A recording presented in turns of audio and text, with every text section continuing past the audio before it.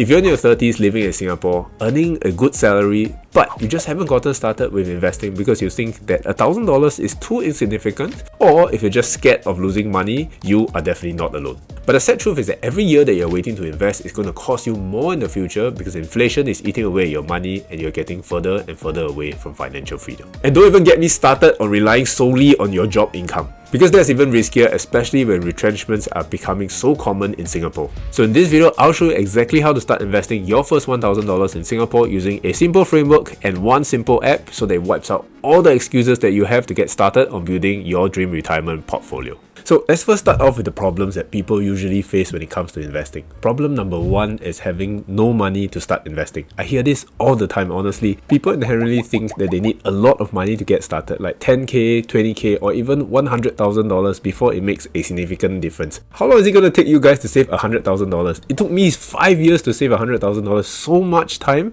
and then you're only going to invest after 5 years? How much money are you losing in the time in between that you're not investing? How much time are you not earning in this time that you're waiting to get invested? So honestly, people put it off and tell themselves the lie that they will only invest when they have more money. Well, news alert, you will never have more money if you don't plan to invest and you don't save more money because of that plan. But since I'm a physio and fitness enthusiast, I'm going to use fitness as the analogy to explain this better. I have a lot of friends that are now in their 30s, they are starting to exercise again because we all realize that we've been gaining a lot more weight, right? I'm sure you guys can relate to it if you're in your 30s. So one of the lowest hanging fruits is people start off with cardio, like running. So if I tell you today, if you want to start running and be serious about it, you have to run a full marathon before you're able to burn enough calories to lose any decent weight. Or how many of you will actually quit today?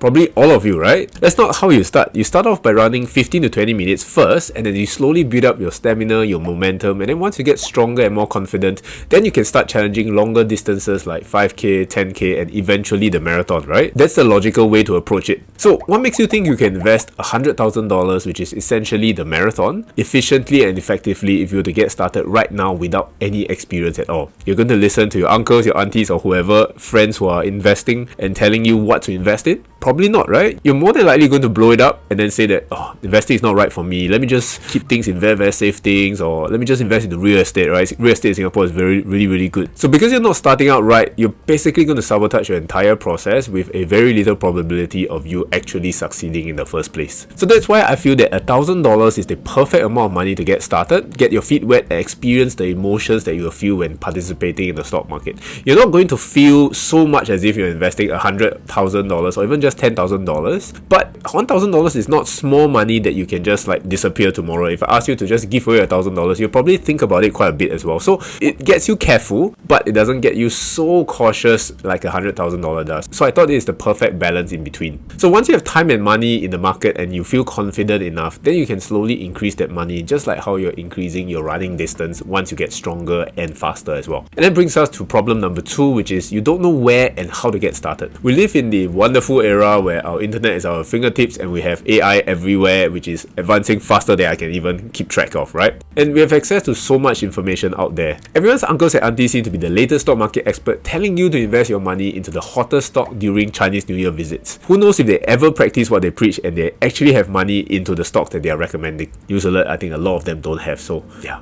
maybe not, don't listen to them. It's like getting started with trying to lose weight and everyone out there is telling you their secret remedy. Eat this supplement, try intermittent fasting, do HIIT workouts, or go for BFT and F45, which is very popular in Singapore right now. But is any of that even important at this stage right now? Obviously not. So don't get distracted by all this noise. All you need to do at this stage is to get started and start working on the basic things like eating healthier and moving your body more. Same goes with investing. You want to start with the most basic or safe investments and start with one singular broker that is safe and trustworthy for you to do your investments in the long run. Once you have more experience in the field, then you can start experimenting and have fun to try other things like other brokers, stock picking, or even more riskier investments like crypto. But for now, just to avoid things from getting too complicated and overwhelming for you, just start small and get started. Speaking of brokers to choose, that very nicely brings us to the app that I'm using right now, which is the Longbridge Singapore app. So full transparency, this is not a sponsored video. I'm just telling you guys what I've been using for the last few months and I've skin in the game, which means my money is in this broker as well, and you'll be able to see it later on. Well, the first thing you should consider when it comes to choosing a broker is how safe your money is, because it determines how well you'll be able to sleep at night. And believe me, when you're in your 30s, good sleep is hard to come by and really important. So Longbridge Singapore is a relatively newer platform, but they are licensed by the the Monetary Authority of Singapore, MAS for short. They also appointed everyone's favorite DBS bank as their custodian bank, which means when people deposit their money into Longbridge, it is held by DBS, and this money is essentially our money, is separated from the company's everyday operating money. So the safety is a tick for me. The next thing to think about will be how expensive it is to buy stocks on this platform, which means how much commissions are they charging us on every trade. And if you're investing for the long term, these fees will slowly add up and eat away at your portfolio. They're offering lifetime free commission trades for Singapore, US, and Hong Kong stocks. All you really need to pay is a small platform fee, which is present in every other broker as well when you buy stocks. So another tick goes in for me because I get to maximize my money and buy more stocks with no commission fees. So once I cleared these two parts, I'm ready to download the Longbridge Singapore app and get started with investing. Once you downloaded it, you just need to set up the account, which is also very easy because you can use your SingPass account for Singaporeans. So that's a big win. Things that are really fast. I really like them because they are convenient, they're fast. I don't have to wait so long for it. And the accounts are usually approved within a couple hours or within the end of the day. So now once you've dealt with all the inner demons and all the excuses that you guys have given to yourself for the last few years, then you're able to deposit your money into Longbridge account. So log in into the app, click on portfolio. You can see my portfolio over here and click on deposit. Choose the currency, which is SGD, and click pay now. This is what I usually use. Enter the amount that you want to deposit. So maybe you're gonna go $1,000. Done. And then click generate QR code.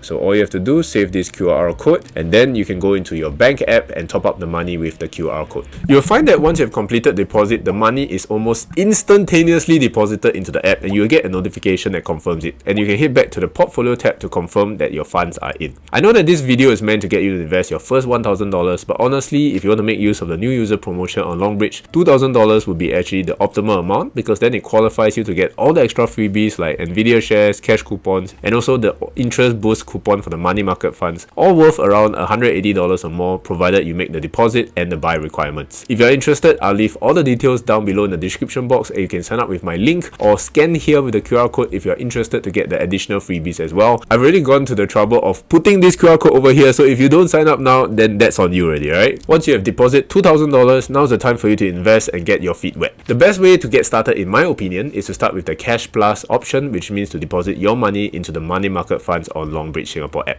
Money market funds are basically very low risk funds to park your money because they lend your money to reliable banks and institutions. On the Longbridge Singapore app itself, all you need to do is click on market, click on Cash Plus, and then click on opt in, and you confirm. That's it, and then you are in. What this Cash Plus function does is to automatically invest whatever idle money that you have in your account, which means that your earlier deposit of $2,000 will be invested into the iFast SGD liquidity fund that gives 2.18% annually. But since you're a new user, you also have the bonus 6% plus additional 6% interest on the first $2,000 if you sign up with my link just now.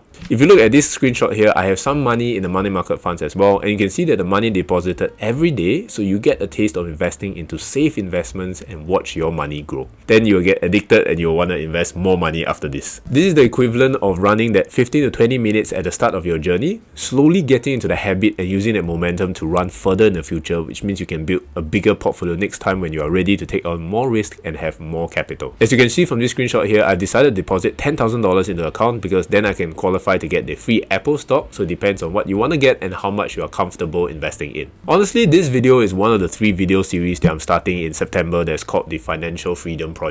As the name suggests, it's meant to kickstart your investing journey so that you can obtain financial freedom in the future. My plan is to inspire 100 Singaporeans to get started with investing $10,000 so that they can retire more comfortably in the future. So if that sounds exciting to you and you want to join in, get started with your investing and leave some comments down below to let me know that you started. And that brings us very nicely to what I like to call the 3-bucket system. Now, I know that the rest of the internet puts investing on the pedestal. This is a hot take from me, but I actually feel that it's not the most important thing, especially in your 30s. So as sexy as investing is, it's actually the last step in your financial journey. So before you invest, you must first settle the 3-bucket system. The 3-bucket system consists of emergency funds, short-term bucket, and long-term bucket. The emergency funds are basically funds that you need to survive or in case of an emergency, right? Just like what it means. In this case, it could be something like preparing for a retrenchment incident, which is something that we hear very often nowadays in Singapore. So what happens if you get retrenched and you cannot find a job for 6 months or more? The minimum that you'll need to have would be 6 months of whatever monthly expenses expenses that you're spending right now. So for example, if I calculate all my monthly expenses, I spend around $3,000 a month. That means I'll need to have $18,000 at least before I can even consider investing another dollar. Because the last thing you need to worry about is whether you need your investments and whether you need to withdraw your money from investments to fund your life right now. Next, we move on to the short-term bucket. This is everything that you need to pay for in the foreseeable future in the next 1 year or so. For people like us, it could be things like weddings, renovations, or even preparing for a newborn baby. So there's no set amount for this. You just have to kind of take the figures that you hear from your friends and kind of get an average of what you guys want to spend on in the future. So for example, I'm saving up to buy a resale HDB with my girlfriend, so we are predicting that the house renovations will cost somewhere around 70k or more. So this is liquid cash that I've saved up, and I've saved up all these emergency funds and short-term funds, and I want it to be very liquid, so I put it in a high interest bank account like the UOB One bank account right now. Last but not least, then we come to the long-term bucket, which includes the almighty investing that everyone is so interested in. This is where you set your long-term goal in the next 10, 20 or even 30 years or more. My experience in my life tells me that I need to predict for a future that is longer than what I should.